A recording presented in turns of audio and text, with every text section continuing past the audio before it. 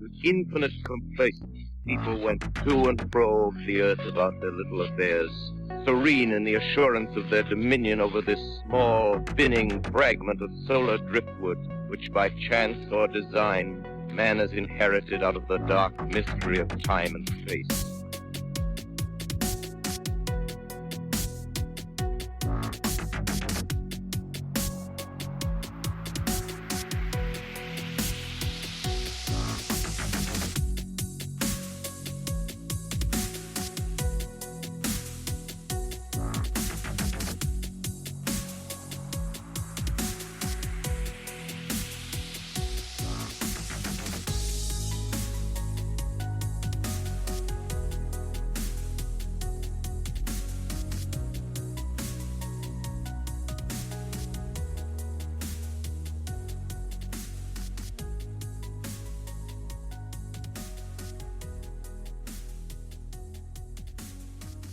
Welcome to another episode of Into the Fray.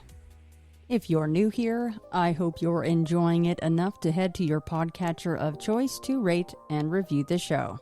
This helps it aggregate across the listening platforms, which will turn into more people willing to come on and share their encounters. If you've been listening for years, I'd ask that you please do the same. Home base for Into the Fray is intothefrayradio.com. There you will find all episodes, blog posts, and get bonus content info. Speaking of that bonus content, on top of the free weekly show, I also produce bonus content for Patreon and Apple Podcast Premium.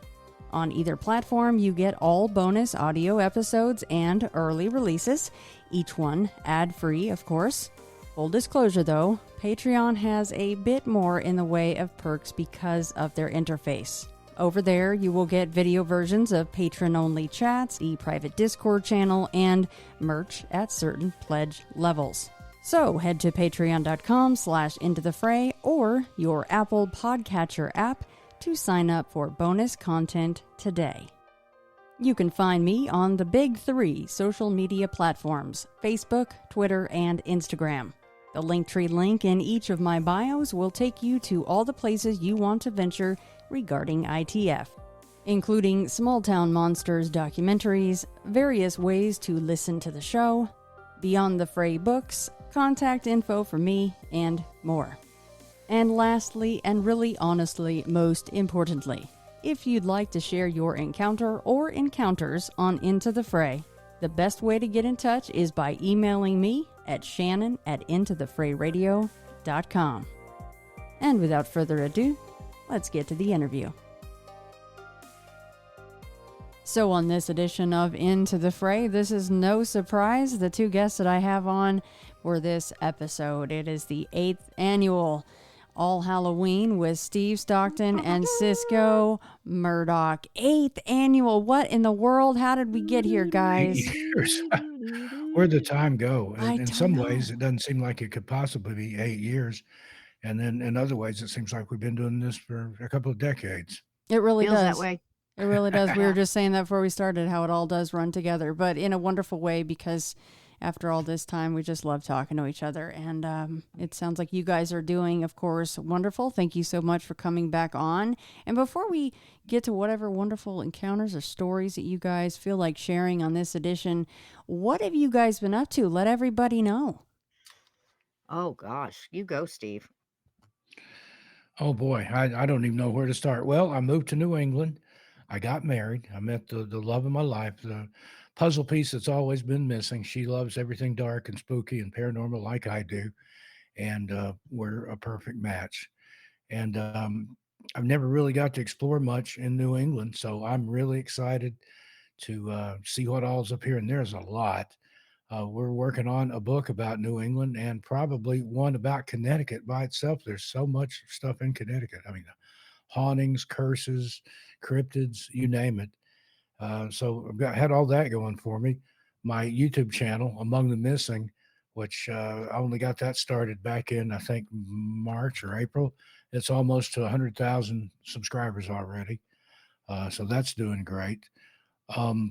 got tons of books out, and I noticed today Strange Things in the Woods is back at number one again for like the 100th time. Mm-hmm. Thank you, Shannon, No for your shocker there. participation in that. And I have a weekly radio show now on Clyde Lewis Ground Zero Radio Network. And I've got a blog, stevestockton.substack.com. I'm a busy, busy man.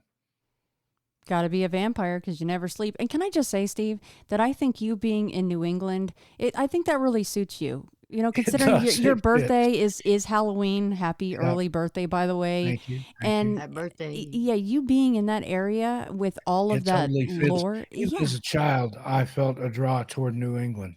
And here I am all these decades later and with the love of my life. It doesn't get any better. I'm living my best life ever. And he's been out there 4 months, and they haven't tried to burn him at the stake yet. So Not yet. he's They doing something haven't right. burned me as a witch yet. You only have to be one step ahead of them, and so far you're doing well. I haven't been to Salem yet. I was going to go for my birthday, but everybody's like, don't go there on Halloween. It's like Mardi Gras in New Orleans on Halloween. The energy is pretty heavy. Yeah. So thinking might go to Boston. There's a haunted tour there that I'd like to do. There's so much history here. I mean, going back even pre-Revolutionary War times, with all the Native American legends and stories, and then all the history here, the Revolutionary War. One of the places we stayed on our honeymoon was a house that we stayed in, what had been the carriage house of an old house, and that place was active. I'd left Mulder's leash on, I think it's on the table, and walked out of the room, came back in, it was on the bed. And it felt spooky in there. I mean, this back to the 1700s, you know, that's just for the US, that's old, you know, like you go to the UK or something, they have stuff that's hundreds of years old. But for here in the States, that's an old place built in 17 something. Yeah. And George Washington slept everywhere. You drive around, you'll see a plaque or a rock with his George Washington passed through here. He was a busy man too. Yeah. I just had a guest on a few episodes ago where one of the 4 houses, you know, from the original neighborhood, it could have been his, but he's not sure. We had George Washington came through there one evening and slept in one of those 4 original houses in that neighborhood. So such cool stories. But watch out, New England. Steve Stockton's in the house. So that is wonderful news. On the loose in New England. That's right. Well, how about you, Sysco? Just busy, just trying to, you know, sort life and knock the shadows out of the way and heading for, you know, whatever's in the future, keeping busy with the podcast and trying to get this other book in print. The one that I, you know, just wrote out of nowhere. I swear it was spirit driven. I'm more convinced every time we listen to it every Halloween on my podcast on Journey Through the Gate. And we're doing that this week. And every time we sit and listen to this and the live chat gets all involved and some people have heard it and some people are hearing it for the first time. It's just an adventure. And I hear new things. I'm like, I swear I didn't write that. I was the only one in the room that I could see. But some of these characters, Shannon, I'm absolutely convinced that it was, what do you call that, Steve?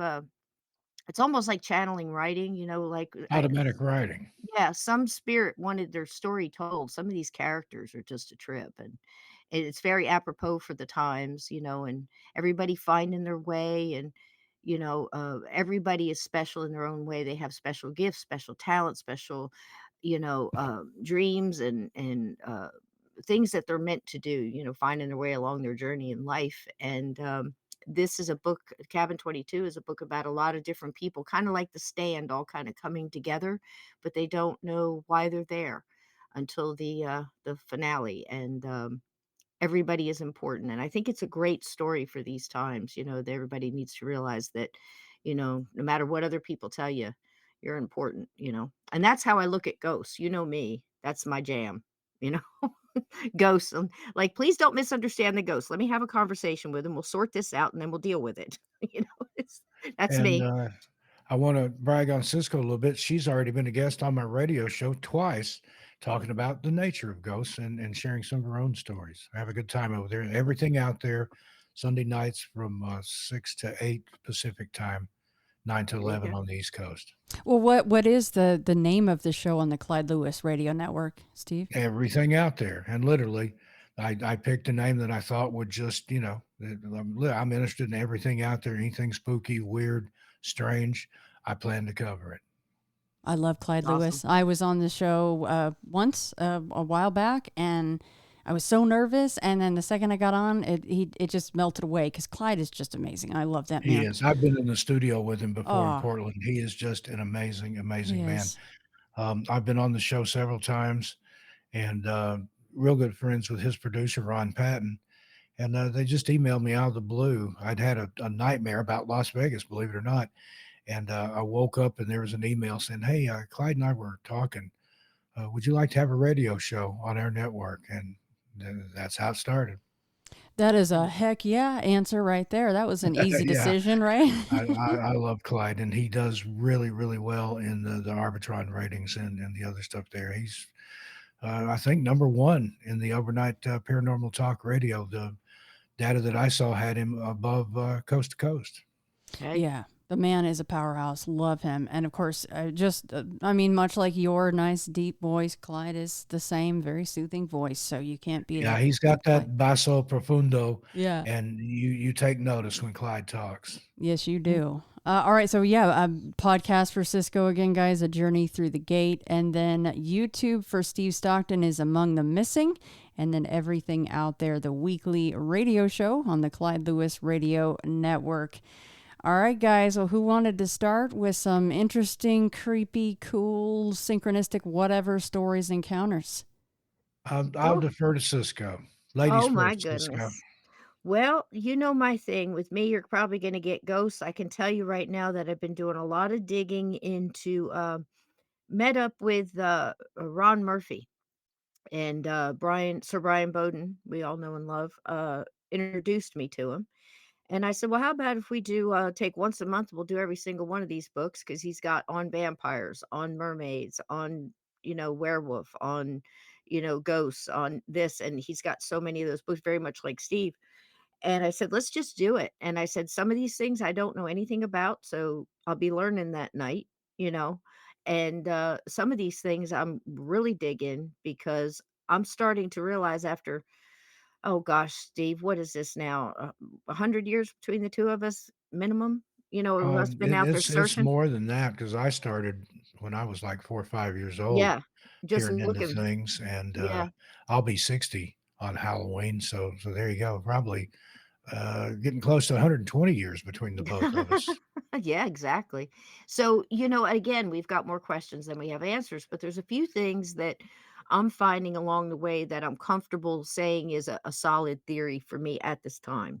Things can change, your consciousness changes, your how you perceive information changes and things like that. But I think once you back off of this and look at everything, it's all connected with energy and consciousness and vibrations and frequencies, and that includes cryptids and things like Sasquatch and Bigfoot and dogmen and all of this kind of stuff. And I find that absolutely fascinating. So, because I was having Ron on, I had to do a lot of digging.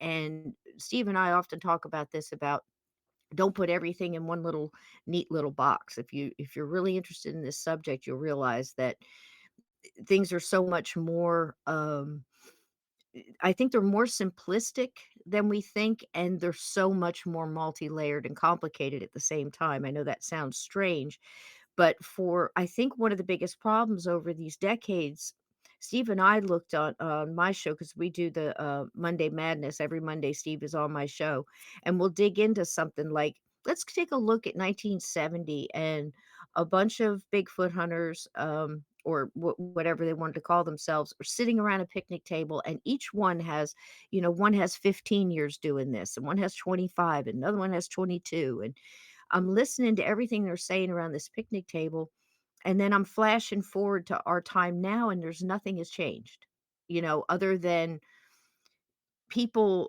tend to argue about, well, I saw a Bigfoot and he did this. Therefore, your story can't be correct because the Bigfoot you saw did this. And I'm saying, what if they're just different like people? What if they're just different, different species, ones that have, adapted to their surroundings in a certain way? Um, and then one over here might act a little different. Like if you look at look at dogs. Well, there's a definite difference between a wolf and, say, a dachshund. You know, you know, but everything is in that canine species, but they're so different. And I think once I started looking at a Bigfoot, Sasquatch, Yeti, Sagwa, all of the different, most of the Native American the American tribes all had names for him, um, like the people, the hairy man, the wild man, different things like that. They never considered him being, different very much from them.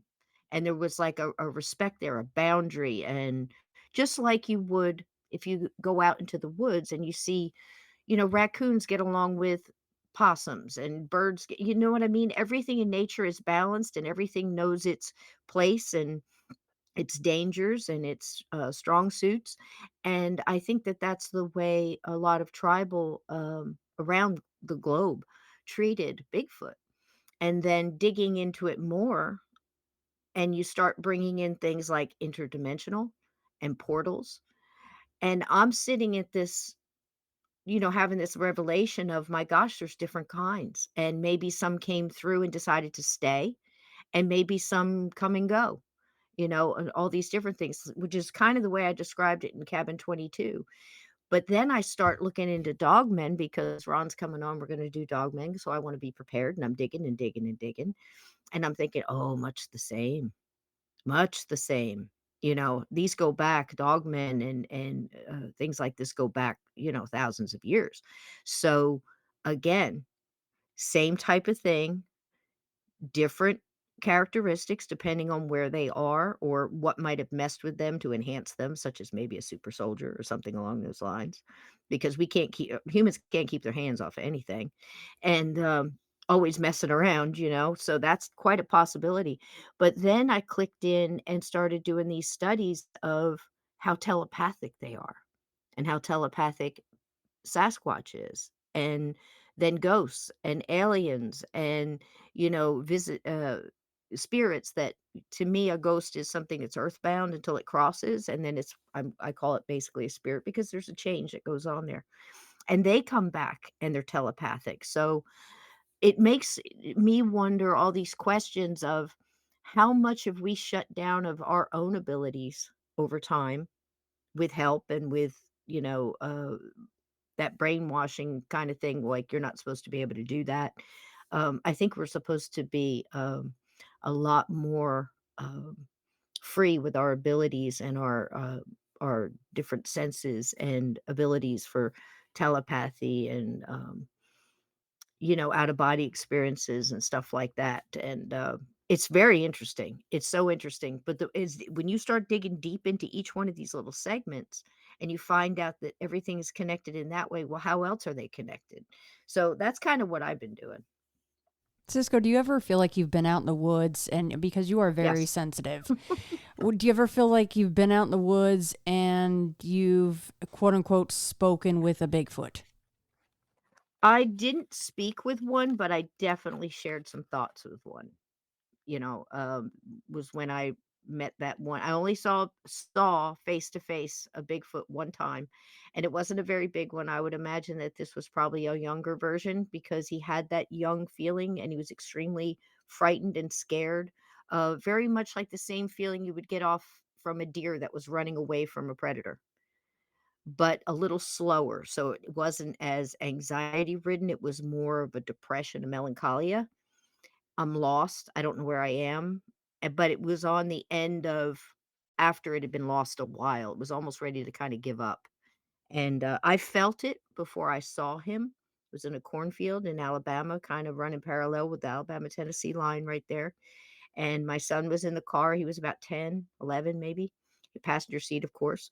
And it was on his side. And we just got that feeling, Shannon, of something's gonna pop out of this corn. It's gonna be a dog, it's gonna be a group of kids running, probably got caught smoking a joint in the cornfield, something, you know, cat, a deer, something's coming out of this corn. And then this feeling of just that fear, that sadness hit me.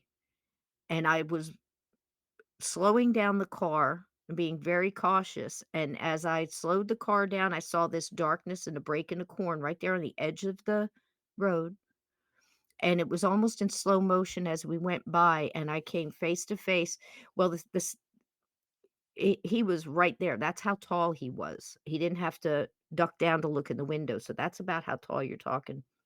And I was in a regular car, I wasn't in a pickup or a large truck, so that's about how tall he was.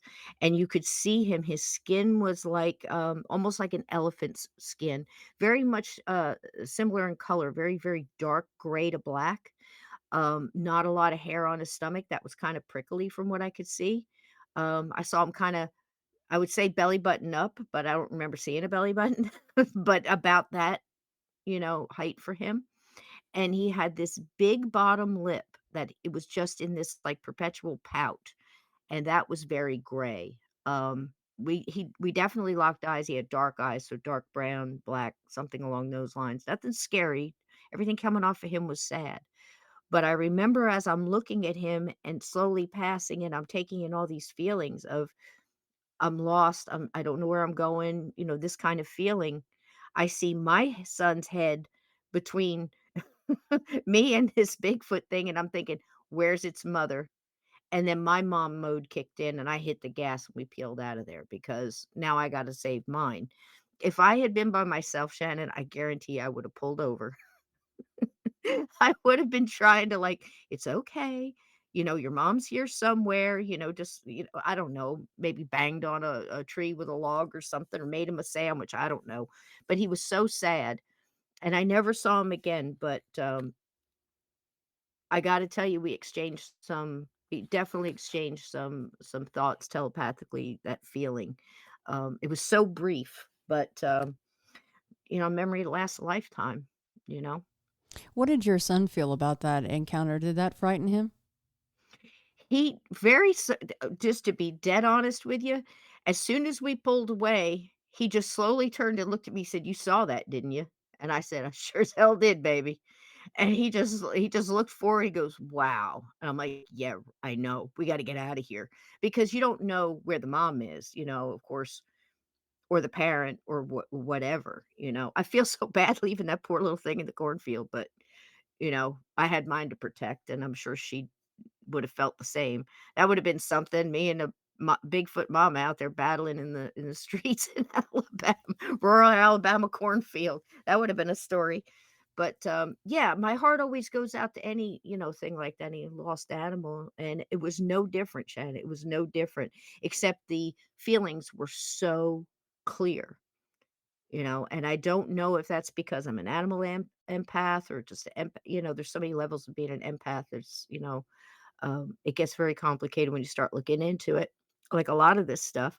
But if you just realize that you're going to pick up feelings from others and, from the earth, from around you, and everything else, it kind of goes without saying that you would be able to feel the fear of something like that strong. And, but he wasn't scared by it at all. He just thought it was amazing. And it wasn't something that we just kind of chalked it up to, well, it's another Tuesday.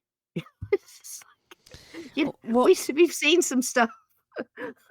well, especially since you said you both seem to have that same feeling that, "Oh, we're about Yeah. to see something here Mhm, shortly." and Yeah. he probably did too. He said he felt it. I think he's got it stronger than I do. I think a lot of, the, kids do, especially if you don't try to squash it. They gotta kinda take that journey on their own. I think my oldest one is strongest of all 3, but he kinda keeps it at an arm's length because he doesn't quite understand it all, but it comes through anyway, you know? But this one, the one that saw, Tone saw it, and he's just it's like what Steve's, granny said to him when he saw certain things. It was very wise words. She said, "There's some things that you're gonna see that are just for you, and Yep. you might not understand it at this moment, but put that in your pocket and save it for later, and it'll make sense to you then." And, that's kinda how I've told mine, it's just you might not get why you're seeing this now, but, later. I'm sure this was a very fast sighting encounter, but Yeah. with the feelings that you got, and it may not have even gotten this far before you're like, I have my own kid to protect, I'm out of here. Did you get the sense that this was a young Bigfoot that just wandered off Yes. and made a Yes. mistake, or that it was another situation where maybe it was, I mean, this sounds silly, but negligent parents or something? Hmm. This one he felt, I know it sounds strange because it's not like everybody has the same words. This is so interesting when you're communicating, people wonder, well, I don't understand. Why is this ghost, you're in, France. Why is this ghost communicating with you in English? You see what I'm saying? You put those physical limits on it. And I think that's natural to do. But with this thing, it was giving me kind of almost images of it searching, and also gave me, I picked that up, and I was picking up that he himself, and it was a male energy, so I could say he felt that he had messed up and done something wrong. He felt guilt, if that makes sense. I can recognize that, like, I did this, I did something wrong. I shouldn't be here. I'm lost. I don't know how to get back. And like I said, it was very fast, but I was getting it before I ever saw him, and then it lingered for a minute after I passed him. Even over and above the, "Oh my god, I gotta get my kid out of here," you know? So, like I said, there could have been anything. It could have been a whole pack of them running up popping out of the cornfield at any minute, which I hope they did find him. I'm sure they did, but because I didn't hear anything about, a young Bigfoot hitchhiking on the corner down in Tennessee. So I'm sure he got back to wherever he needed to go. But, yeah, it's just strange how they can send feelings telepathically that kind of overrides any language barriers whatsoever, because feelings are universal. Fear is universal, happiness, joy, anxiety, all of that. It's quite amazing. But so that people know, you should not be so modest about the gifts that you have, because I would hazard to say that if that was me in the car with, like, my daughter, I don't know that I just would have had a Bigfoot sighting. I don't know that, you know what I'm saying? I don't know that I would Sure. have had the feeling of, oh, he's lost and he's sad. And so you have to give yourself credit for that one, Cisco. All right. You I'll deserve take that. So it. take it. Yeah, yeah, I'll take it. Talked yeah. her Well, see, into it. but that's the thing too. If you do that with ghosts, I highly recommend that people do that. But see, we override, of course, anything we don't understand. First of all, we're scared of it. Some people might see the remote come off of their table and fly across the room and go, "Oh man, that was cool." And then some people will be packing their bags and waiting in the street and calling 911. Right. I mean, it's just everybody reacts differently. But with ghosts, I've always tried to, let's sort this out. I told it on Steve's show the other night. He and I were talking, and I said, imagine being in a Walmart and you're standing in the middle of it on a really busy Saturday afternoon, and you're in there and you hear everybody talking and their own agenda, and they're dressed the way they're dressed, and they're talking the way they're, speaking the way they speak, and their anxiety of, like, I gotta find that can of cranberry sauce, or I gotta get those shoes that fit my kid. All of this agenda is going on, all of this mixed energy. Well, now imagine everybody's dead and ghosts. They're ghosts. And you're in this room full of ghosts. Everybody has their own personality, their own agenda, their own mission, their own thoughts, their own mindset, their own way of communicating and acting out, their own way of getting attention, and dealing with whatever they're going through. And if you look at it that way, and then you start sorting them individually instead of putting everything in a box that fits one size fits all, things start making a lot of sense. Does that make sense, Steve? Yeah, absolutely. It's just the differences in people, whether they're living or deceased, or a ghost or a spirit, or what have you. Hmm. It was like you're talking about dogs. There's a lot of different kinds of dogs, different breeds, different varieties. Some do things that others can't. Some are more easily trained than others. Hmm. But it's then one size fits all. Your minds may vary. Your mileage may vary. That's true. And if you can think of that, and if you look at this world like that, and you imagine that this ghost was somebody's son or daughter, was somebody's dad or boyfriend or sister, mom, whatever. You start looking at them as human beings, like Hans Holzer said. He said that, "I'm not afraid of ghosts, they're just people in need of help," and approach it that way. And that's the kind of the way I look at, to me, Bigfoot and, dogmen and all these things. Gosh, a shark was a cryptid till we figured out what it was. So, I just look at everything like if it's here, it's got a reason to be here. I'd rather be its friend than its enemy. I'm not gonna crawl in a cave with one, but, it's Exactly. I mean, they didn't think the great apes existed until what, the yeah. turn of the last century? They thought that was a myth or folklore until it wasn't, till they found one Mhm, or several, if you will. mhm, I have a mhm. slightly morbid question for both of you, and don't take this at all the wrong way. Of course, I want you both to be around for a very, very long time. But in your opinion, and I'm sure you're not going to know for sure, but you might have more insight than other people.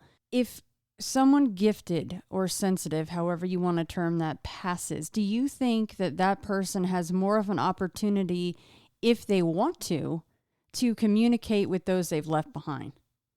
Well, it would stand to reason. If you're empathic in life, I think you would be that way in the afterlife as well.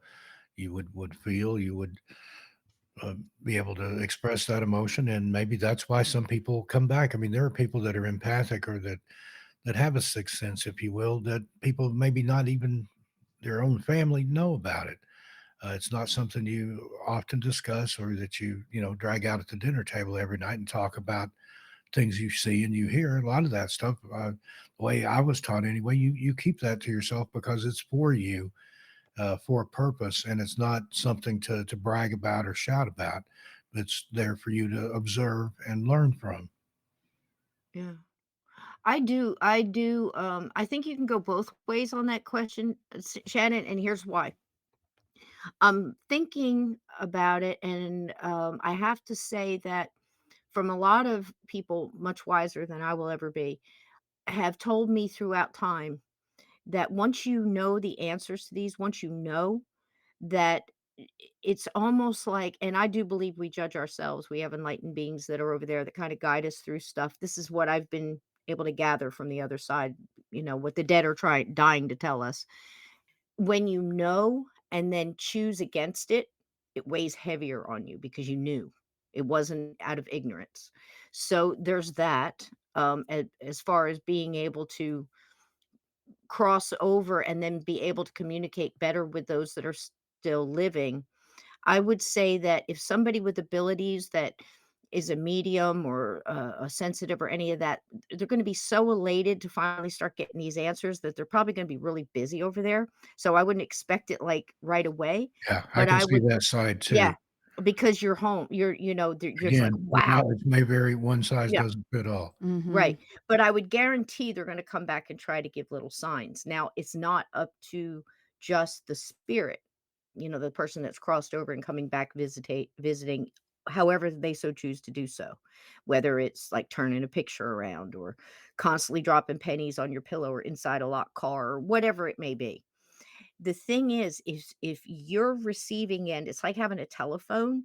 If you don't pick up your receiver, if you don't pick up the phone and say, "Hello, I see this," eventually they stop trying and they'll try something else, or they go on to other things or try to guide you through your guides or your, little things, other little signs. They keep trying different stuff.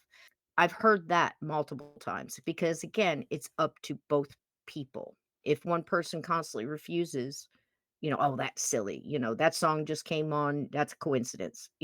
Eventually they have to stop because your vibration, your frequency is not open to receive.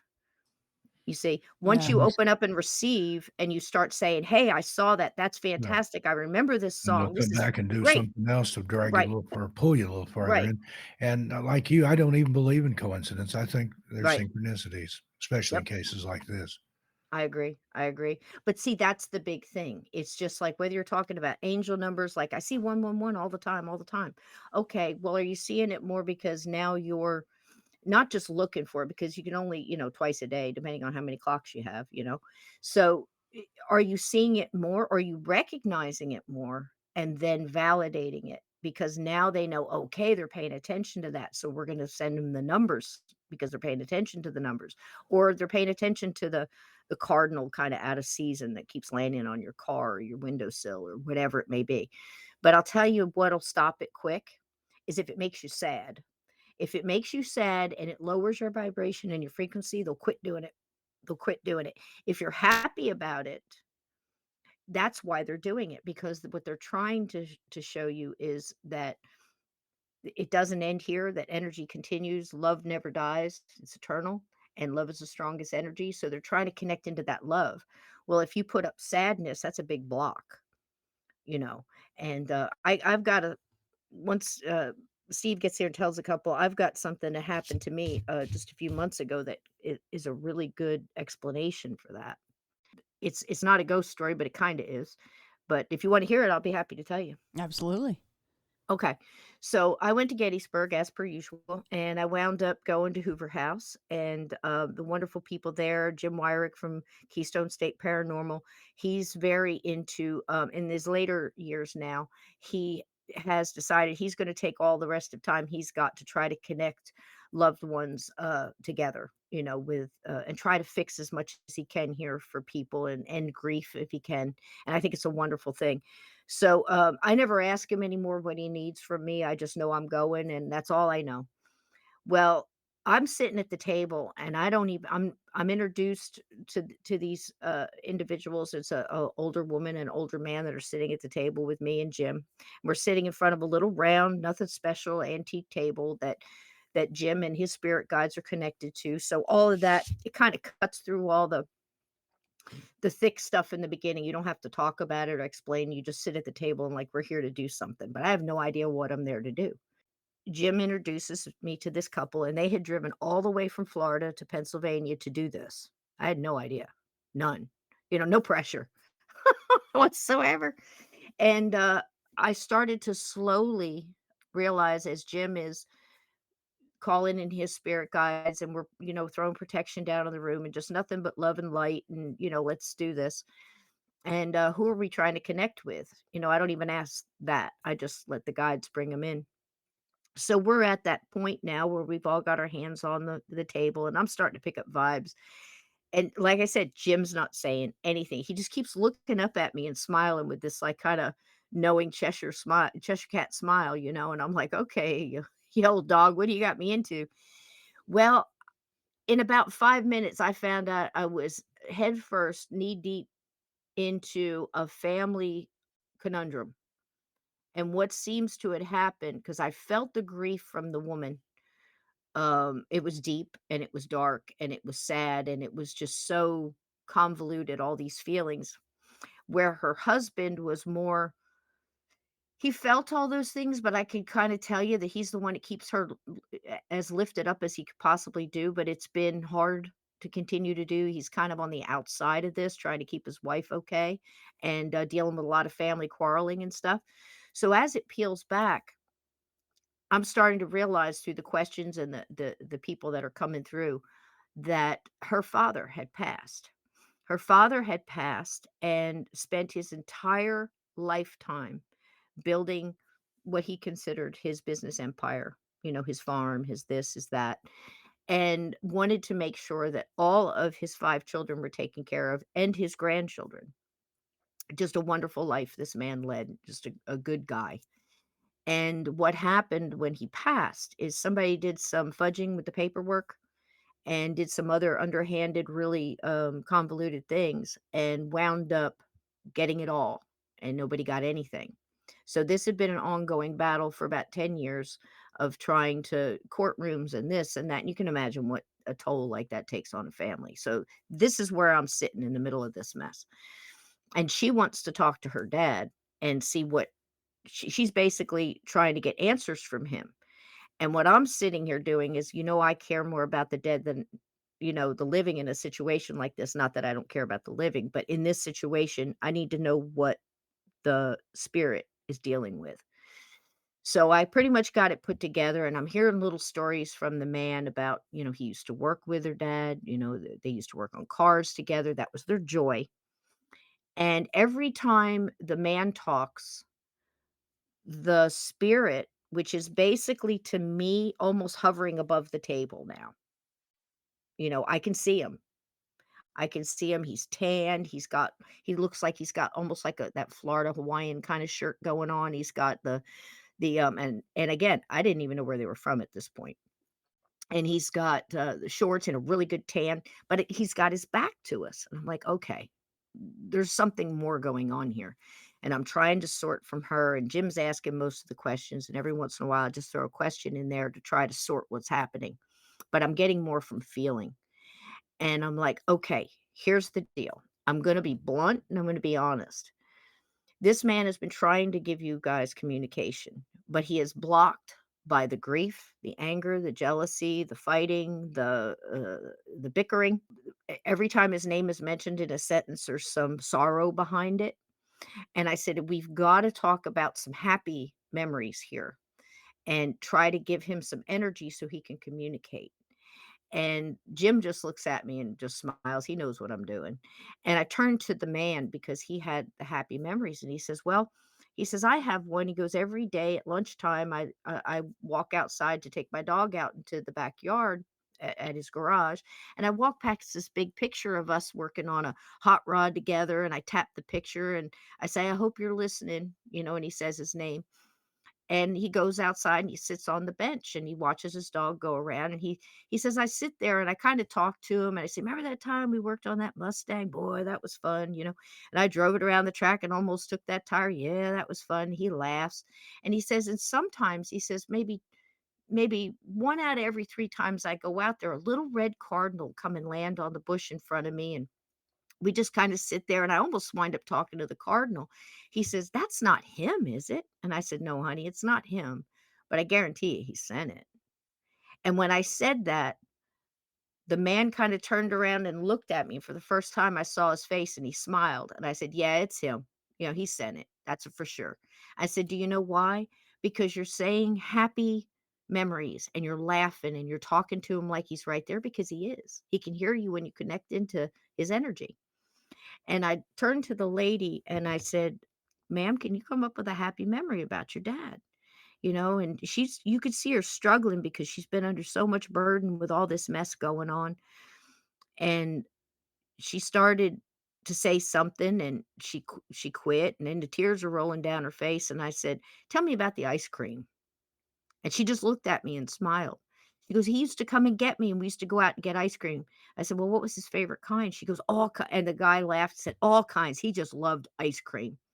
And I said, "Okay." Well, when she smiled, he starts turning around to face her. Now, they can't see any of this. I can. I don't know if Jim did. He starts turning around to face her because now she's smiling. So, people, listen to what I'm saying. If you want to communicate, you've got to lift your vibration because it helps them too. So then I said to her, "Okay, favorite song. I can feel it." I said, "Who did he like to hear?" And she said, "He absolutely loved Patsy Cline." So I just start belting out Crazy. I start singing Crazy. And he turns all the way around and he looks right at me and this big old smile on his face. And I said, "Now we've got a session. Let's roll." I said, "What are your questions?" He can answer them now. We gave him some energy.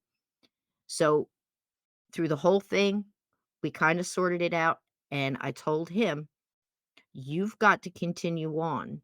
You've got to go through everything you have to go through on that side, and you have to lift your vibration and go through it. No more hate, no more anger, no more jealousy of whatever's going on here. What people are going on and doing here, those are their choices on their journey.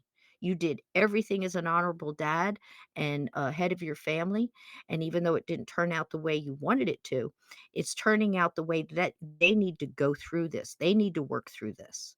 You did yours. You go get your happiness on the other side. Lift your vibration and stop worrying about this. We'll help counsel them through this." I said, "But you got to go on and move on and do that. And you guys have to love him enough to let him do that and stop fighting about all this. It's never going to be sorted here. This is what you're supposed to be going through, and how you come out through it is going to be your choice." And I said, "Now, everybody, let's talk about a happy memory before we let him go." And by the time we were done, There wasn't a dry eye in that house, and that man got to go instead of getting stuck in the in between. He got to cross over into the light and get his energy and peace.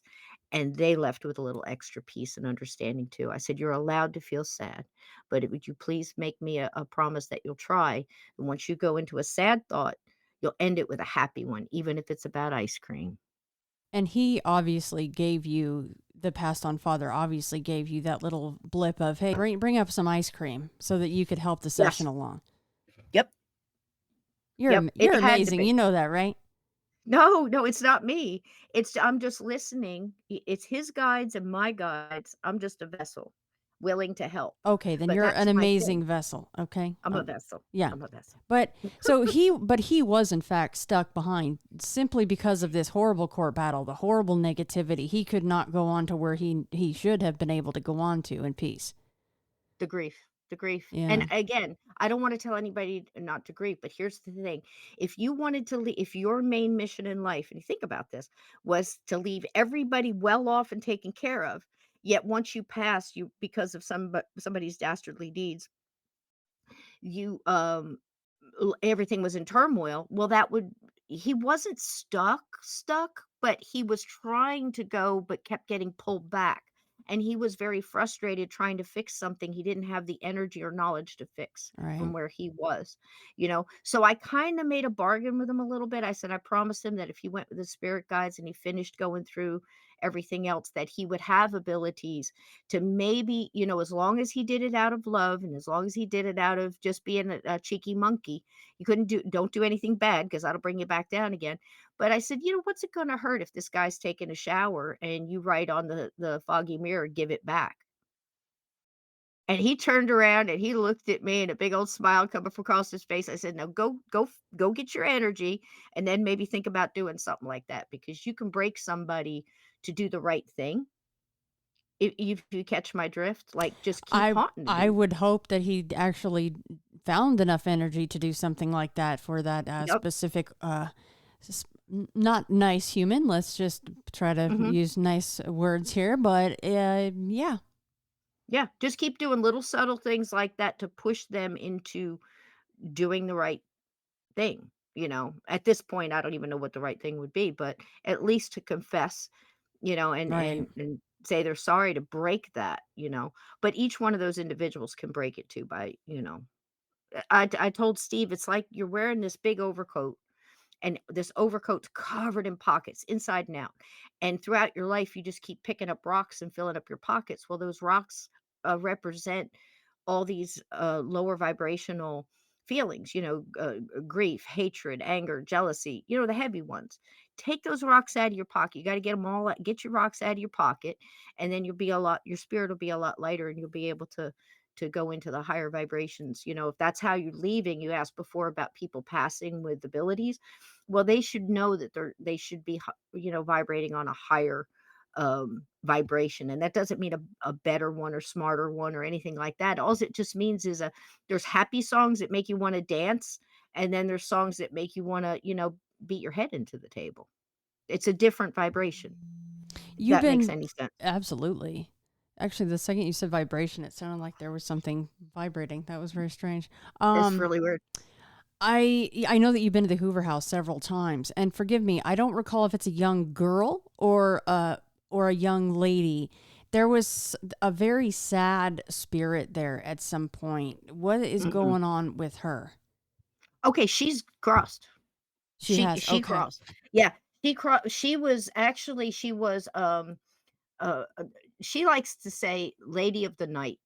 She doesn't like prostitute and hooker and all that kind of mess because she just had to, provide for, herself and in hard times. This was during prohibition and somebody she trusted very much that she thought was a very good friend of hers snapped one night and, strangled her to death in Right. the alley just outside, and she was fantastic.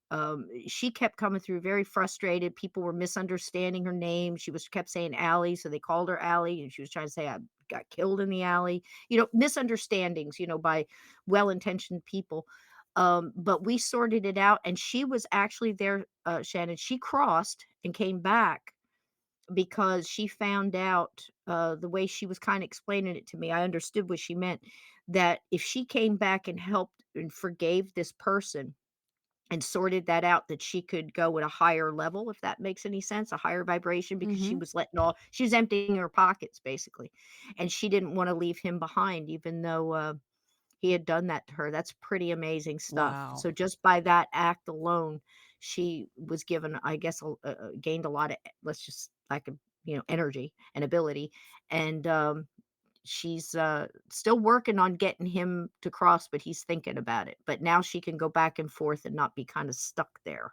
You know, it's quite a crazy thing. Yes, What well, dreams may come really explains it a lot. If anybody's seen that movie, it's all about thought process and thought patterns and what you perceive around you. You can actually manifest that. well, that's really good news to hear about her. Yeah, you've Yeah. mentioned her several times, and that was kind of an ongoing thing, and probably an ongoing mission for you personally, because you felt Mhm. like you got to know her. So that's great news. Yeah.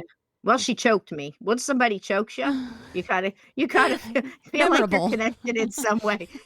Yeah, but I she got your wanted to show attention me. there, didn't she? Yeah. Yeah. She said, "I'll show you what trust did for me." And I'm like, "Okay." And everybody's just jumping up and getting ready to come towards me. I go, "No, let her go, it's okay." She's showing me stuff, and they're just Yeah. and that's when you're with people that know what they're doing, because, it's an absolutely amazing world, and I've gotten to meet the most wonderful people, doing this, like Steve and you and all these Well, thank wonderful you. I listeners. resemble that remark. That's fun. That's, ghost kinda 101 there. Well, no, thank you so much for sharing all that. Anything else you wanted to share, Cisco? Go ahead, Steve, you tell one. Oh gosh, that's a hard act to follow there, Cisco. I was going to just tell a couple of just routine ghost stories, if you will, if any of them are routine. Mine don't have any insight or anything like that, or mine are just scary. That's good too. And I thought of one that I've never told before, and I'd planned to tell it on another podcast, and I missed the deadline. So I'll share it here. As far as I know, the first time, I mean, I've mentioned it, maybe in passing, but it happened on Halloween night. I was about 11 or 12 years old, best I can remember. Still pretty small. Had been out trick or treating, had been to my friend's house. See, their property joined ours, but the journey from my house to his house, the shortest way was through the woods. And these were dark, scary woods, even when it wasn't Halloween night. So I'm leaving his house to come back home. Trick or treating's done. It's getting late. And we used to treat it like a military exercise. Trick or treating was serious business. So it's probably about 11 o'clock. People put their pumpkins out, turn their porch lights off. And I'm coming down this road. It's a dead end road that dead ended into the lake out in out in the country, very rural area. And I see somebody coming toward me smoking a cigarette. And I thought, well, okay, since it dead ended into the lake, there was a lot of teenagers at that time would drive their cars down there and party and hang out and build bonfires and stuff. It was TVA land. It didn't really belong to any one person. The Tennessee Valley Authority, they had dammed up the Clinch River and made Melton Hill Lake. So back in the 70s, that was the spot where if you were cool and you had a car, that was where you took your friends to go and hang out away from the prying eyes of adults or the law or anything. Just as an example, a neighbor of ours that lived a mile or so away, somebody tried to break in his house once. He called the sheriff's office, and they sent deputies out the next day. So it wasn't a place where you could easily get in trouble real quick. But I'm on my way home, got my mask off. I always took a pillowcase. I had a little trick or treat bag, and I'd leave 2 or 3 pieces of candy inside, look pitiful, and they give me a handful. But then out by the hedge, I had a pillowcase stashed. And I was lugging this pillowcase full of candy home. I see somebody smoking a cigarette coming down the road toward me, headed toward the lake.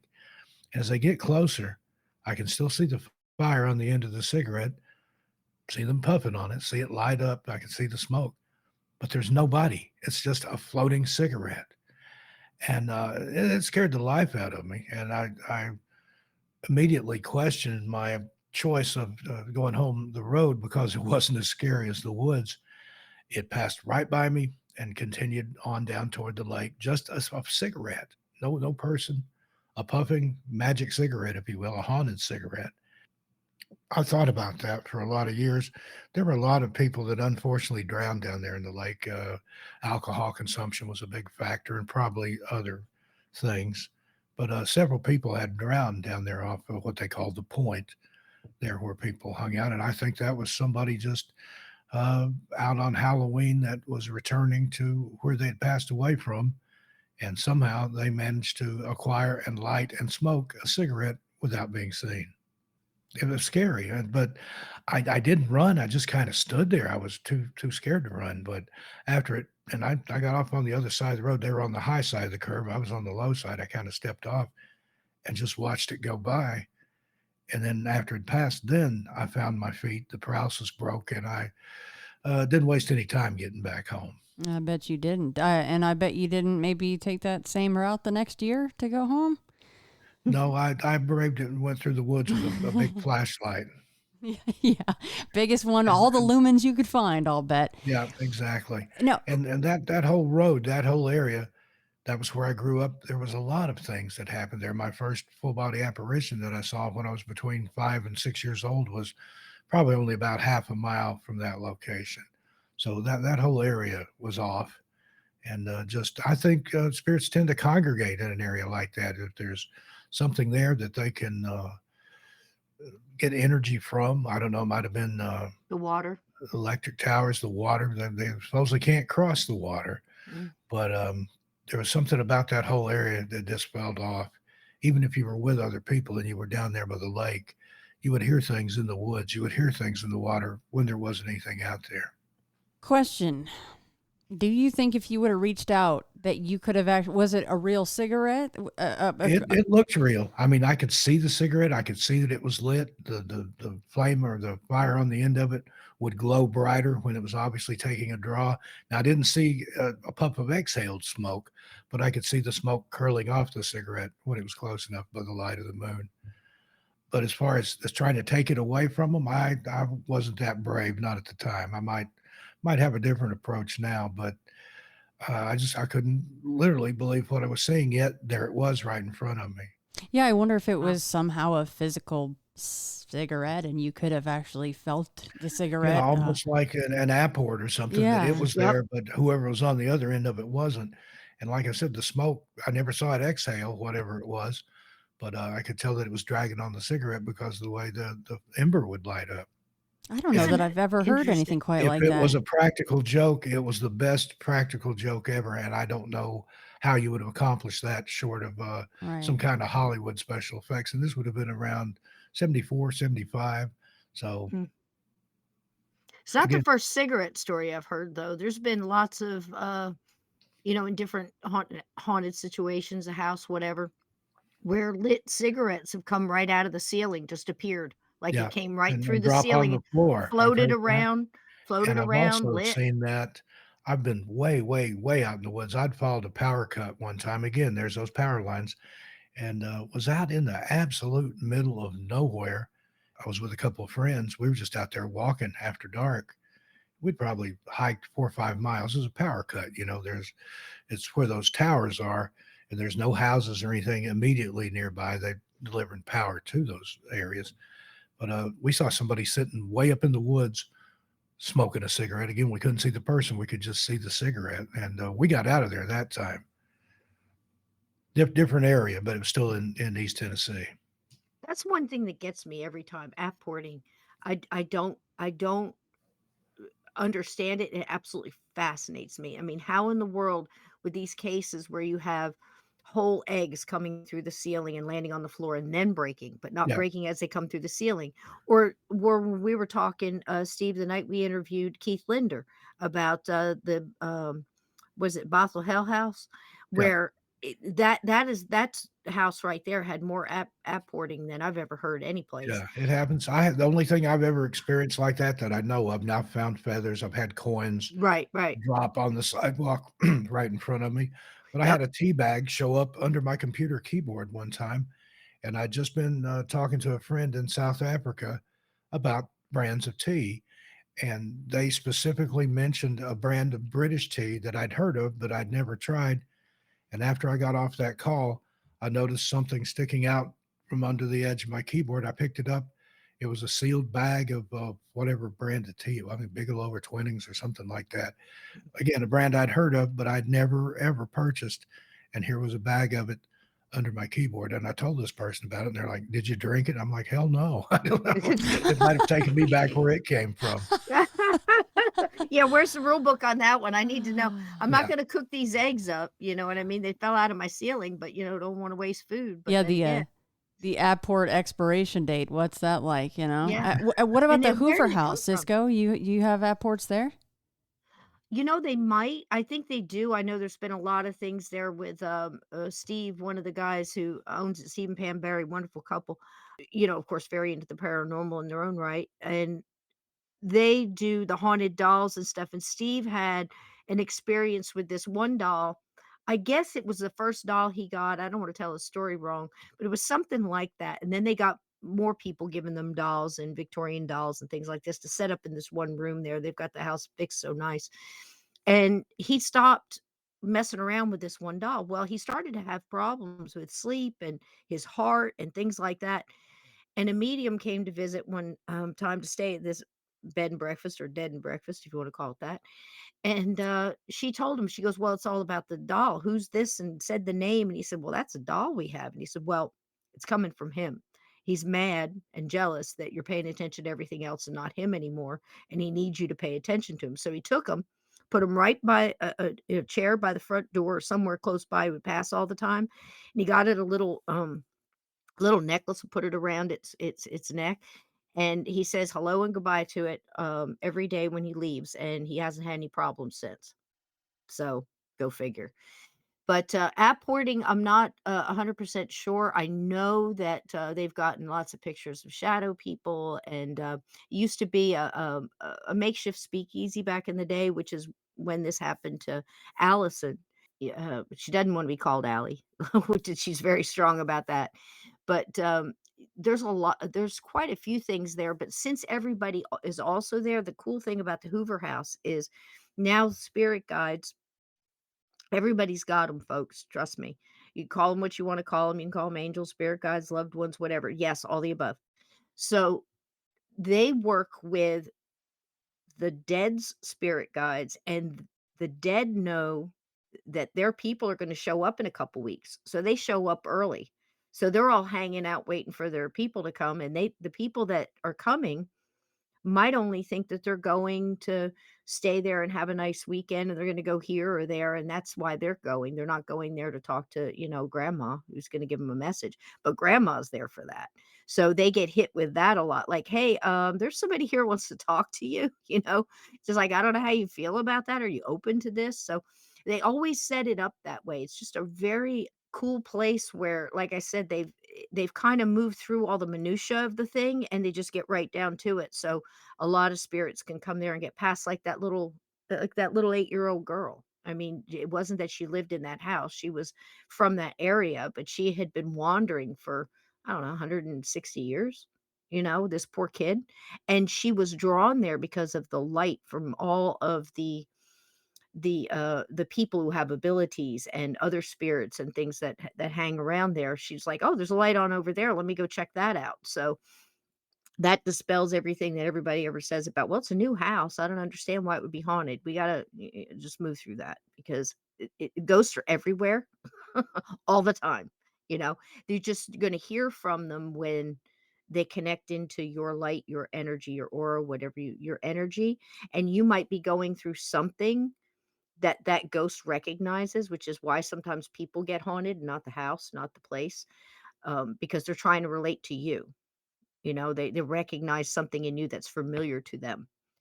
So like you might be going through a divorce, maybe that ghost was going through a divorce and still hung up about it and can't move through it. So they're kind of hanging with you to see how, maybe either to be helpful, like, "Hey, I've been through this too," kind of thing. You'd be surprised how much that happens. Whereas we're just scared, thinking, "Oh my God, something's in my cupboard," banging doors. But that might be the only thing that they can do. So that's what I mean by so many things like ghosts are misunderstood. Not to say that bad ones out there, my gosh. I have many cases where people went out there and we're going to challenge serial killers, and let's go to where the serial killer buried all the bodies and let's talk to them and let's ask him this and everything. Well, before you know it, you got a serial killer attached to you. Bad idea. Bad idea, and it wasn't a nice person alive, and now they haven't crossed over and got moved through all of that mess and did whatever they do on the other side to work through all that. And they're still here, no intention to cross them whatsoever, and now they found out that they've got some abilities and they can continue their work as dead like they did when they were alive. So how creepy is that? So you don't know what kind of ghost you're dealing with. You see Have, what I mean? have either one of you been involved in something like that? Even in the beginning, maybe you didn't realize it. Someone contacted you and said, "Hey, I want to get in contact with." Maybe they were related to the serial killer, or maybe the serial killer killed their loved one. Were you guys Four ever involved times. in 4 times? 4 times.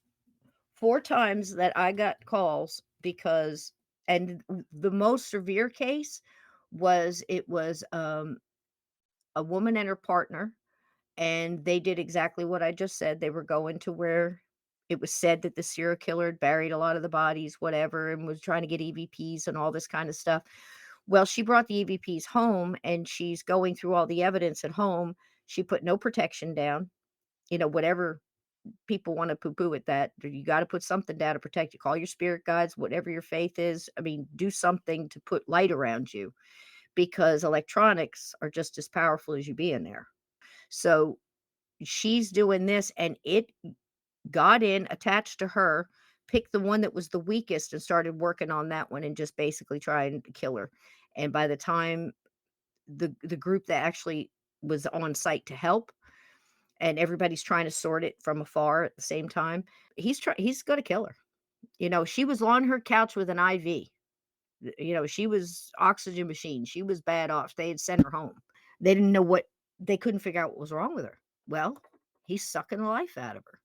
So we got to get rid of him and no more of this mess and concentrate on but that's a trip.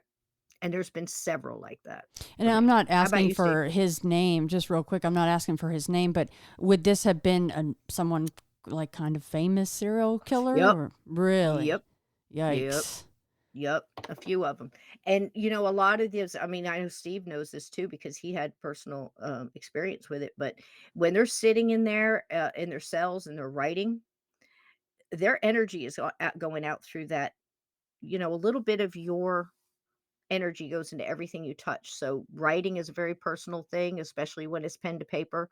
Um, and And so is painting. painting and books and things like that. It's a little bit of that person in there, and that's how they get out a little bit. They might not realize it, but they do, and then you buy that painting and hang it on your Yeah, wall. yeah, There that you go. big mistake. At one time, I owned a John Wayne Gacy original painting of a skull clown, and I didn't get it from him. I got it from a guy in Louisiana who was kind of his art dealer. But that thing, it had a really, really bad negative energy attached to it, as you can imagine. And I had it hanging on my living room wall, and I was sitting in the kitchen one night at the table, had my computer set up there, and I was working on something, and I kept just feeling something, like something staring at me or looking at me. And I look over, and is that painting? I got rid of the thing. I couldn't have that kind of energy around it. It was literally almost like it was screaming, to me. Hmm. Hmm.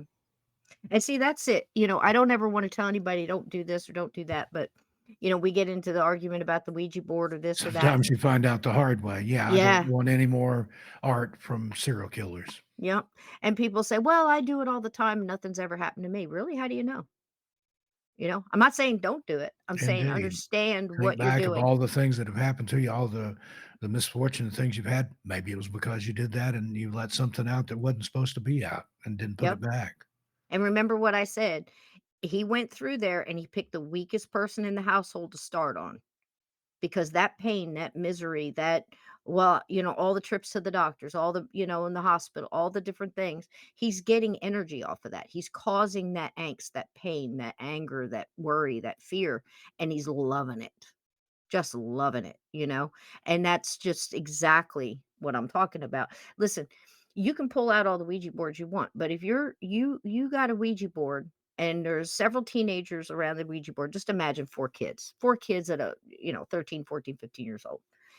You're in that room with everything that each one of those people are, all their energy, all their angst, their family problems, their school problems, their whatever problems, and the personality and vibration of that person. So that's a lot of trust right out the gate.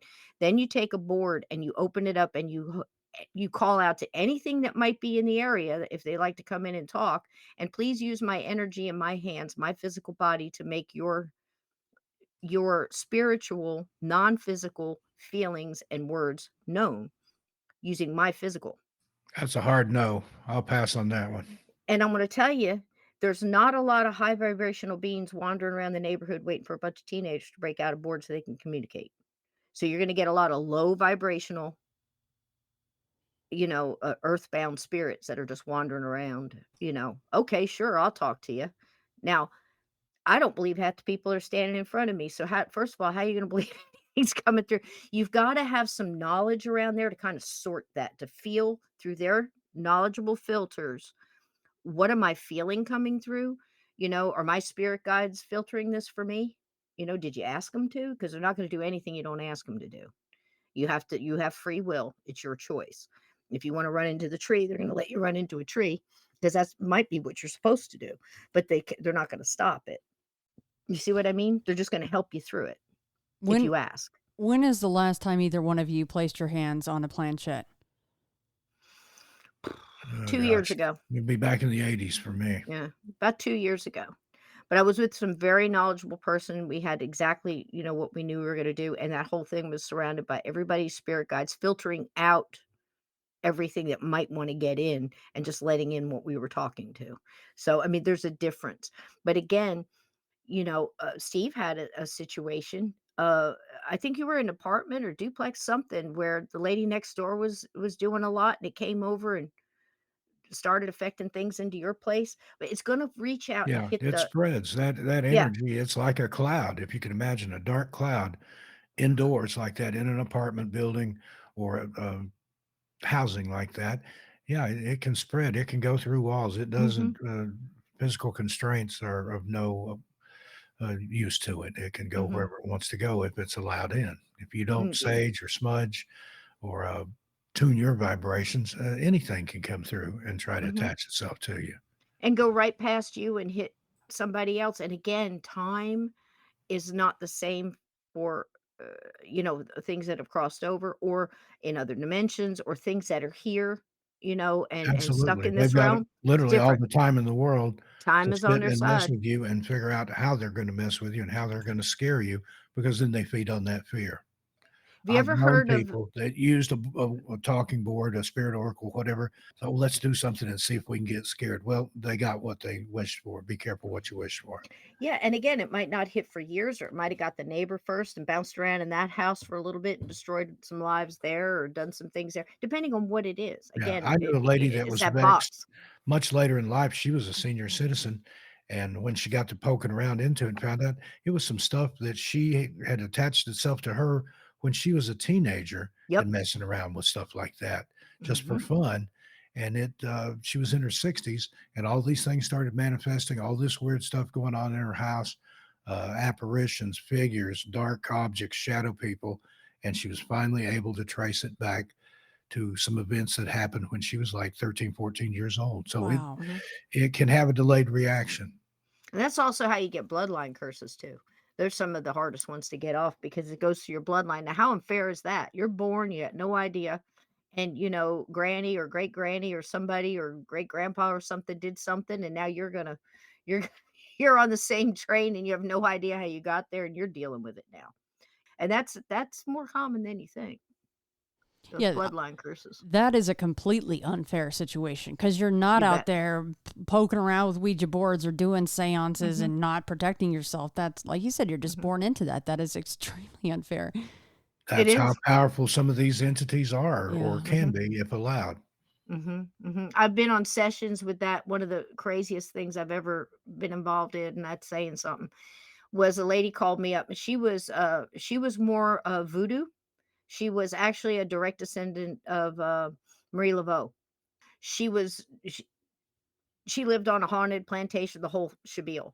Well, she called me up and she wanted my Native American traditional skills that I used that way. And I said, sure, what do we do? And she goes, well, I got this lady. I've tried 3 times to get a bloodline curse off of her, and it's going to take all of us. And I'm like, I'm in.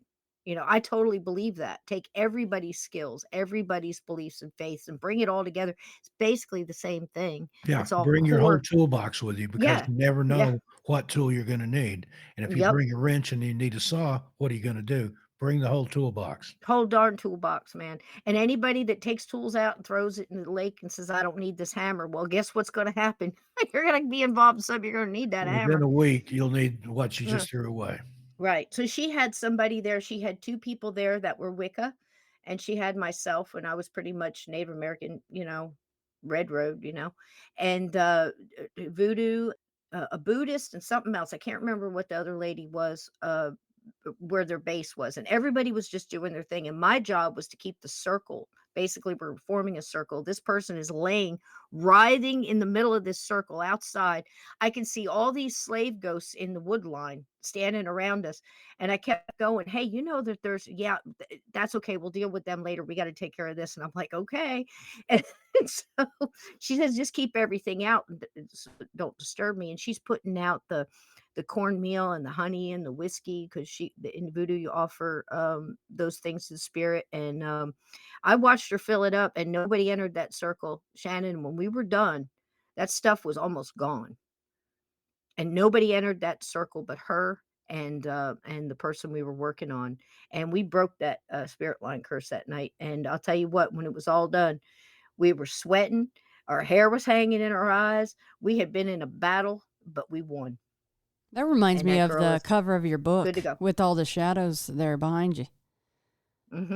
That's how it is. It's always there. It's just who wants to move up and talk. Some of them will stand behind others who have more energy and strength and kind of just follow. Almost like now, human beings, boy, you form a line, and boy, you'll have people standing like, what are we standing in line for? I don't know, but I just got in line. You Right. know, there's some like that as well. Does that make any sense? Absolutely. Yeah, but that one was something. I mean, there were a few people were allowed to take pictures toward the end of it. And we had a fire pit going on, and there was all kinds of things in the flames and stuff like that. We had a lot of help that night. This one went back about 5, 6 generations for this woman. And it all stemmed back to where an ancestor of hers, she was pregnant, she was a slave, she was in a bad situation. When she had the baby, they took it from her, and she didn't know where it went. She had no say in the matter, and she put a curse on everybody, everybody in the room. I don't know that she knew what she was doing as much, to plain anger and fear and everything that poor woman must have been going through, but she put it on herself too. That's where it stemmed from. That all of that, those emotions, those high emotions that were going on at the time, and it took. So anybody that feels like they're going through that, seek out, something as simple as a guided meditation that deals with cord cutting and clearing and shielding on YouTube, or find somebody reputable to go to. Find It's not, somebody that's their yeah, wheelhouse. It's not yeah, something cord everybody cutting, can do or should do. You can make right. things worse. Mhm. Just and rebuke it yourself. Say, I'm no longer a part of this, and just keep on with that, keep on working, Don't get into this, oh, what woe is me? Why does this always happen to me? Going, I'm going to do this in spite of everything, and just rise right out of it. I've known people that have cleaned out bad haunted houses with a joke book, just laughing and raising the vibration. They can't stand to be around it. So I guess it really all starts with you and how you deal with it. Just like the lady and her dad and the ice cream. She was such an anchor in that and didn't realize, but she was holding herself down. She left an awful lot happier and a lot lighter, and with some tools in her toolbox to use. It changes everything. I've seen it happen. I've seen it happen. I mean, why did that spirit of that serial killer jump over so many people and hit that one lady? Because she was the weakest of all, of everybody he tapped onto. If anybody's ever seen The Fallen, with Denzel Washington, that's a great movie that actually explains a little bit of this, not only just the time and how the weight, but the fact that this demon was trying to get into all these people, the crowd on the street, and it kept over, choosing over people and like kind of pushing in, like, nope, nope, nope. Okay, this one, phew, that was easy. And I've seen the same thing in bars as a bartender. I've seen spirits pushing on people, trying to jump into them, and just nope, nope, nope. Okay, here's one, bam. Now you got to think of what made that difference and then shoot for that. Well, that's just like after the floating haunted cigarette story. Steve's like, okay, next year I've got the most powerful flashlight I can find. Get Yeah. 2 flashlights. Yeah. Go Yeah. through the woods. Now, I saw things down there in those woods too, but nothing as frightening as a floating cigarette. That's just amazing. Well, were there You any know, other stories or encounters you wanted to share on this edition, Steve? Well, I've got one. I may have told this one before. 8 years is a lot of water under the bridge for me. But it happened around Halloween. My mother in 2003. I was at work. My dad was out. I think he'd gone shopping or something. My mom had taken a shower. She got out of the shower. She opened the bathroom door to let the steam clear out, and she moved over in front of the mirror, and she just happened to glance over the door, and there stood her mother, who died in 1976, and there was somebody with her, but she could only see the hem of a gingham skirt, so she wasn't sure who it was. She said she felt like it was my grandmother's sister, Birdie, who had passed away when I was a small child. She said she looked at her and she just, shock went through her body. And she said, Mama. And she said, then the apparition just, it moved, but it didn't walk, but it just floated down the hall toward my parents' bedroom. That was on October 22nd, 2002. The next September, my dad passed away 2 days short of his 82nd birthday. And I thought, well, there you go. Because especially my mom's side of the family, they believe in warnings and omens and portents and harbingers. But then 32 days after my dad passed away, my mom passed away on October 22nd, a year to the day that she saw that apparition of her mother. And I think in my heart of hearts, I think her mother came back and appeared to her with somebody else that had passed, just to kind of let her know, you better get your act together because it's about time for you to make an exit, a year to the day. Mm. wow. That scares me, gives me chills just to think about it. And I've already decided if I ever see my grandmother or my mother in a situation like that, I've got a year left. I better get busy. Mm, mm, mm, mm. Isn't it funny to go through life thinking about that? And I don't think it's morbid at all. I think it's fascinating, even to the point where, Shannon, you're going to laugh at this, but how many times, how many ghost stories do you hear where they came back and she was wearing what we buried her in? So I left instructions. There are things hanging in my closet that you're allowed to bury me in because if I don't want to get caught dead in this other shit. You know what I'm saying? Well, yeah, and I That's saw a meme about that actually just last night. I'm terrible about going through Instagram and laughing my ass off at memes. And one of the memes was essentially just that, like, you need to put some thought into what you're wearing today because if you come back in something that you don't like, well, too bad, you're stuck in it right. forever. I actually changed my habits. I used to love to wear the old, the old sweatpants with the, you got Yeah. nail polish on them and, all that kind of mess. But I thought about it and I said, you know what? I'm going to go get myself a pair of nice silk pajamas for every night just in case.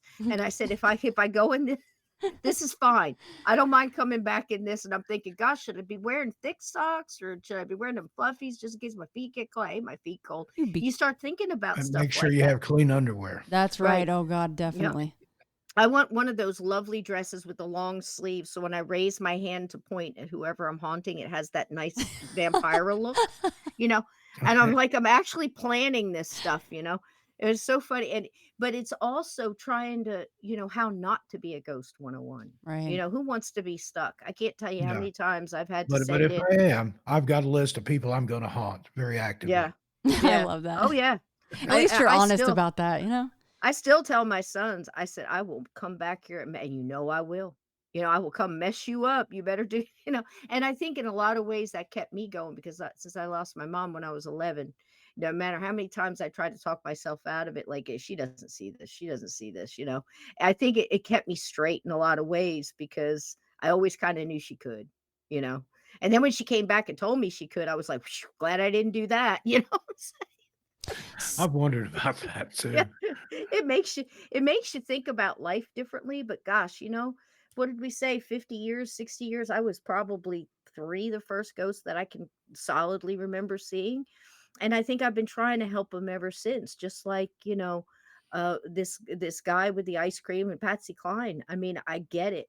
I get that if you want to help your loved one, send them laughter, send them love. I did an experiment with my dad that way, and it was proved to be extremely helpful through mediums that didn't know each other. You know, so I know this works, and I know it helps both the living and the dead. You know, it's hard for somebody to say don't grieve. I just lost Mr. Dickens a year ago this week, and he was my best friend, my cat, and dogs and people and everything else. But you know, even then when I was going through it, I keep telling myself, you know, he's good. You know, animals I don't worry anything about because they worry more about us than we do, just like in life. They go, they cross real quick, they have nothing holding them back. They just all natural, you know. You never have to worry about Yeah. that. And they go over and they get healed real quick and they come back and they're checking on you. They don't have that limp anymore. They don't have that whatever it was anymore, but they come back and just let you know they're around. That's a beautiful thing. People are the ones who have the problems because we have all these questions and doubts, Yeah. and I got to go back and fix this, or I got Yeah. to go back and I take think care of that. unfinished business. I think that Yep. that comes about in a lot of hauntings. And my wife and I have already made that pact that whichever one of us goes first, going to come back and leave a sign or give signs, but it'll be in a way like the movie Ghost, and I'm not going to pop Yeah. out of the closet and scare the wits out of her or something like that. You're gonna It'll move a be penny up the something, wall. yeah, it'll be something small, Yeah. noticeable, Yep. and obviously for me. And let's just face it, it's probably going to be me because she's 22 years younger than I am. But you know, either one of us could get hit by a bus tomorrow. You have no promise of tomorrow. You know when or where, but it's inevitable. Well, Stephen, Tell. piggybacking off that though, considering what you mentioned about your mother and having then essentially a countdown, would you want that countdown? Do you want to have that experience in sighting, or would you rather not Well, know? it's one of those things. Would I want to know or would I not want to know? But if I knew I had a year left, yeah, there's a lot of things I would try to pack into that year. But I think that in this case, it would be ignorance is bliss. I would rather Yeah, not know that I've got a year left. right. But I would hate to leave with unfinished business. Mhm. Yeah, it's a And I huge think that's a double-edged double-edged sword. sword there. Mm-hmm. Yeah, and that's a good way to put it. A lot of people say unfinished business, but we got so used to saying it, you know, it could be whatever the things that seem to be so important to them before they cross are very earthly things. You know, here's where the insurance papers are. Here's this is where I stash the money under the bed, or this is whatever. It might be something little like that. It seems little, but it might be devastating to a family to not find a Yeah, will, my you know. my biggest one that I made her promise me was she won't send me back to Tennessee to be buried. I want to be buried here in New England. There you go. There you go. And you know, But I've still got two plots. We've got a family plot in Tennessee that still has two graves in it, but don't send me back to Tennessee. funny goof. But yeah, you wonder about all that kind of stuff. But like I said, the ones that cross and come back, the you know what the dead are dying to tell us is that you know this is school. Basically, it sounds crazy. Like, why are these things happening to me? Well, if the path was easy, you wouldn't learn much. You know, you take True. everything for granted. We take everything for granted, you know, now. But you know, if you have struggles, you have strife, you got to work through it. It strengthens you. It makes you. It galvanizes you. It helps you in life. I mean, how many bad things happened to you in your past? You look at and you go, yeah, but I lived through that, and it made me smarter, and it made me a better judge of Yeah, people, or it made you made more me, careful. yeah. And likewise, I think anything like that, if it raises your vibration, it's going to help you in the next life as well as this one. Mhm. Well, I think And that's the most important thing. I'm sorry, but that's the most important thing to them on the other side that have crossed and gotten rid of all that earthly burden, emptied their pockets basically.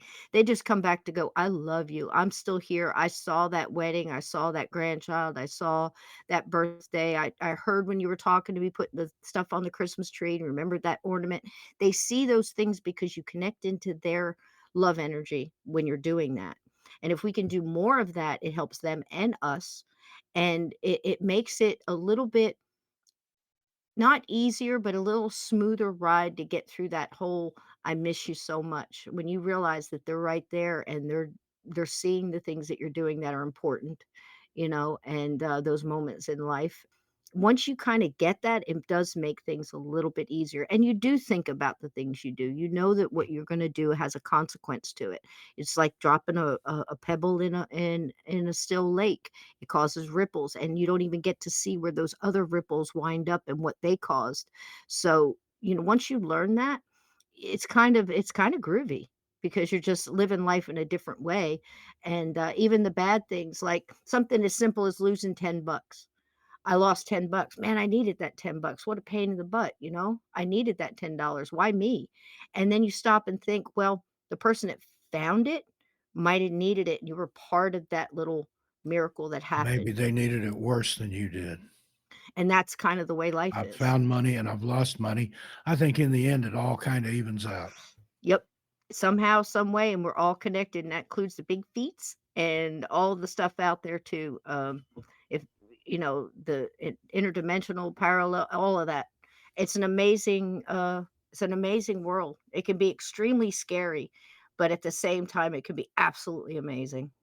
Well, and I was sorry for interrupting you earlier. I was going to actually That's okay. say exactly what you ended up saying was I like the saying of take the rocks out of your pockets and just try to be a little bit lighter, a little more airy, and you never know what might come across your path. So, and in closing here, everybody that's listening, and Steve already mentioned his Strange Things in the Woods books, but a couple more recommendations before I have Steve and Sysco reiterate where to find them and how to contact them is first is a co-authored book by Sysco Murdoch and Steve Stockton, and it is titled We Are All Children in the Wilderness of the Afterlife, a guided tour through a haunted life. And like I said, co-authored by both of my wonderful guests tonight. And Steve has a book outside of Strange Things in the Woods titled My Strange World, which is all about his own personal experiences. And it sounds like, of course, he probably should work on another one of his personal experiences because I know there's more out there.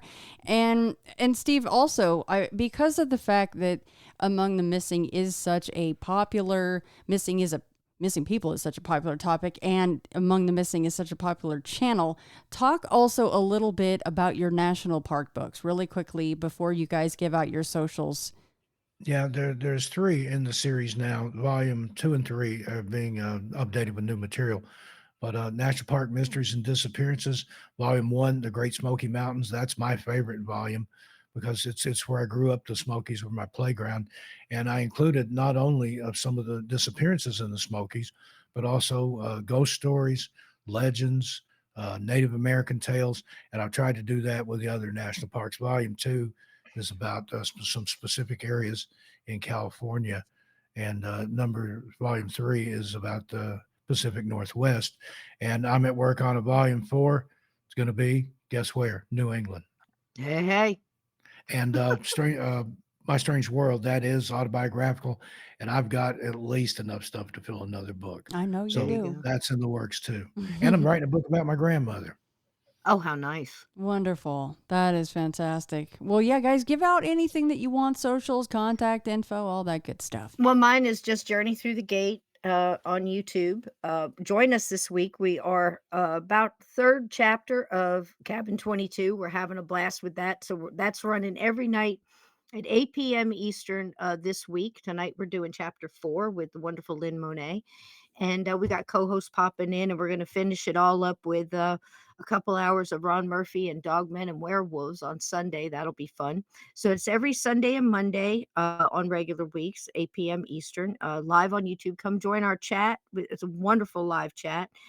That's about it. Finishing up this Cabin 22, taking it from narration into a book form with all these conversations and quotes. It's killing me, but I'm going to get it out there. Just having a blast. Steve, give out your socials and contact info, anything that you wanted to. I know you mentioned some of it in the beginning, but I like to also close with some of that too. Yeah, you can find me on Facebook. My books are on Amazon. I have a new book series from freerainbooks.com. If you want to go check those out, Mysteries in the Dark and the 13 Past Midnight series. My main YouTube channel is Among the Missing. I still have 13 Past Midnight, and I've got some other channels coming up. Insomniac Radio Theater, that's Nicole's channel that we're working on together. And then we've got a new spooky, scary channel coming up. We're going to start work on it in November. And the radio show, everything out there on the Clyde Lewis Radio Network. And go to groundzero.org and find that one. If we're done, I've got a little poem I would love to share with you guys, a little Halloween poem. It's kind of profound and close to my heart. Would you like to hear it? Absolutely. Yes, Okay. please.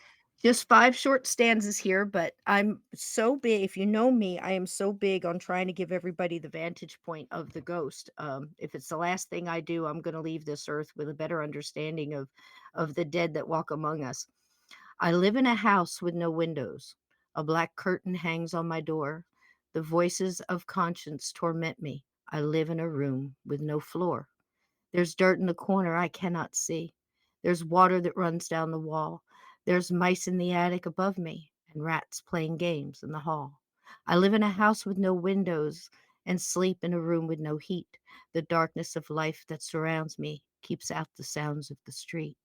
I wake when the shadows have fallen and walk when the memories cease, when purpose in life has no meaning and only the wicked find peace. I live in a house with no windows. I live in a house that's now yours. It's my voice you think that you're hearing, for I died in this room with no doors. By Richard Jones, The Ghost. Be nicer to ghost people. I'm going to link everything that you guys mentioned this evening. I love you both. Happy Halloween. Thank you so much for coming back. Happy birthday, Steve, on October Happy 31st. Halloween. Happy Halloween. Thank you,